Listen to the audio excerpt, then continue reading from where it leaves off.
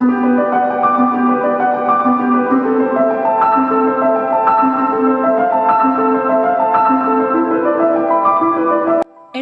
നിനക്കിന്ന് പോണ്ടേ?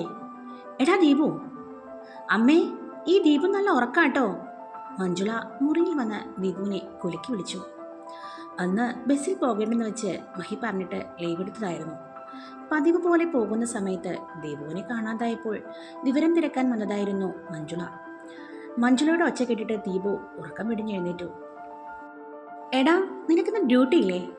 ഉറക്കത്തിൽ നിന്നും എഴുന്നേറ്റ് മുഖം ചുളിച്ചു വെച്ചിരുന്ന ദീപുവിനോട് മഞ്ജുള ചോദിച്ചു. ഇല്ല, ഇന്ന് ലീവാ. അതെന്തേ? അല്ലെങ്കിൽ ഒരു ദിവസം പോലും വിടാതെ നീ പോകുന്നാണല്ലോ ദീപു. ഇന്ന് എന്തോ പറ്റി? കാക്ക മലർന്നു പറക്കുന്നു തോന്നുന്നു. ദീപുവിന്റെ അമ്മ വാതിക്കൽ വന്നാക്കിക്കൊണ്ട് പറഞ്ഞിട്ട് പോയി. ഇത് നല്ല കഥ. അല്ലെങ്കിൽ പോകുന്നതിനായിരുന്നല്ലോ ഈ വീട്ടിൽ ബഹളം. ഇപ്പോൾ ഒരു ദിവസം ലീവ് എടുത്തപ്പോൾ അത് കുഴപ്പമായോ? ദീപു മഞ്ജുളയോട് ചോദിച്ചു. അല്ല, ഇന്ന് ലീവ് എടുക്കാനുണ്ടായ കാരണം എന്താണാവോ? അതൊന്നുമില്ല, ഇന്നെനിക്ക് ഒരിടം വരെ പോകാനുണ്ട്. ദീപു മുഖം നോക്കാതെ തല ചൊറിഞ്ഞുകൊണ്ട് പറഞ്ഞു. മഞ്ജുള ദീപുവിനെ സൂക്ഷിച്ചൊന്നു നോക്കിയിട്ട് അടുക്കളയിലേക്ക് പോയി.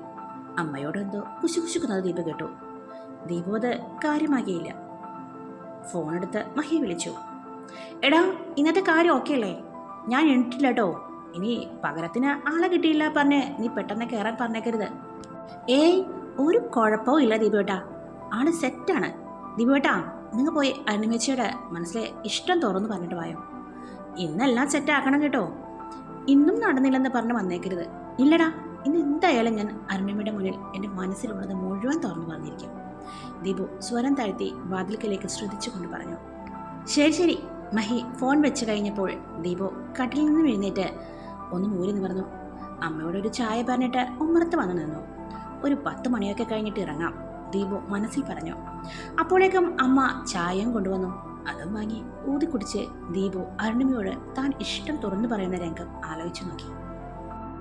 രാവിലെ ജോലിക്ക് പോയപ്പോൾ കരങ്കാളിയിൽ ദീപുവിനെ കാണാതായപ്പോൾ അരുണിമയുടെ മുഖത്ത് വന്ന വാട്ടം മഹി ശ്രദ്ധിച്ചു. മഹി, ഇന്ന് കണ്ടക്ടർ മാറിയോ? ദീപു എന്തേ ഇന്ന് വന്നില്ല എന്ന് അരുണിമ എടുത്ത് ചോദിച്ചില്ല. വളച്ചു ചുറ്റി വരുന്നത് ദീപുവിന്റെ കാര്യം തന്നെയാണെന്ന് മഹിക്ക് പിടികിട്ടി. മഹി അതറിഞ്ഞുകൊണ്ട് തന്നെ ചെറിയൊരു നുണ പറഞ്ഞു. ആ, മാറി അരുണിമേച്ചി. ദീപോട്ടന് ചെറിയൊരു പനി. ഇനിയിപ്പോ 3-4 ദിവസം ഈ പുള്ളിയായിരിക്കും. അരുണിമയുടെ മുഖം പെട്ടെന്ന് മാറി. മഹി അത് കാണാത്ത പോലെ നിന്നു. അരുണിമയ്ക്ക് ഒരു സർപ്രൈസ് ഇരിക്കട്ടെ. വൃന്ദാവനത്തിലേക്ക് ഇന്ന് ദീപുവോട്ടൻ വരുമെന്ന് അരുണിമേച്ചി സ്വപ്നത്തിൽ പോലും വിചാരിച്ചു കാണില്ല. ഇറങ്ങേണ്ട സ്റ്റോപ്പായപ്പോൾ അരുണിമ ഇറങ്ങി. ആ ഭാവത്തിലും നടപ്പിലും ഒട്ടും ചൊടിയുടെ. രാവും പകലും പോലെയാണല്ലോടെ ഈ പെണ്ണെ ഇടയ്ക്കിടയ്ക്ക് നിന്റെ മനസ്സ്. ഇന്നലെ തെളിച്ചാണെങ്കിൽ പിന്നെ വരുമ്പോൾ മങ്ങലും. ഇന്നെന്താണാവോ ഈ മുഖം ഇങ്ങനെ? ആ ഗുണ്ടയെയും കൊണ്ട് പിന്നെ പൊന്നാരേട്ടൻ വന്നോ? ഇല്ലേച്ചി, ഇത് ചുമ്മാ. അത് വിട്ടേക്ക് പെണ്ണേനെ. ചിലപ്പോ ഗിരി അത് മറന്നേക്കും. കുറച്ച് കള്ള് വയറ്റി ചെല്ലുമ്പോൾ പിന്നെ ഈ പ്രവിയെ ഓർമ്മ പോലും കാണില്ല. അങ്ങനെ ആയെങ്കിൽ സമാധാനം ചേച്ചി, അരുണിമ ആശ്വസിച്ചു. ജോലികൾ തുടങ്ങി കുറച്ചു കഴിഞ്ഞപ്പോൾ അരുണിമ ഇത്തിരി നേരം വിശ്രമിക്കാൻ വേണ്ടിയിരുന്നതാണ്. ഗേറ്റിന് വെളിയിൽ ബുള്ളറ്റിന്റെ ശബ്ദം ദൂരെ നിന്നും എരമ്പിച്ചു വന്നു നിലച്ചപ്പോൾ അരുണിമ വേഗം എണീറ്റ് വിറച്ചു നിന്നു. എന്തേ അരുണിമേ? ചേച്ചി, ആ വണ്ടി, അന്ന് ആ വൃത്തികെട്ടവൻ വന്ന ബൈക്കിന്റെ അതേ ഒച്ച. ഏത്? അത് ബുള്ളറ്റിന്റെ ഒച്ചയല്ലേ? എന്തോരം പേർക്ക് ആ വണ്ടിയുണ്ട് പെണ്ണേ.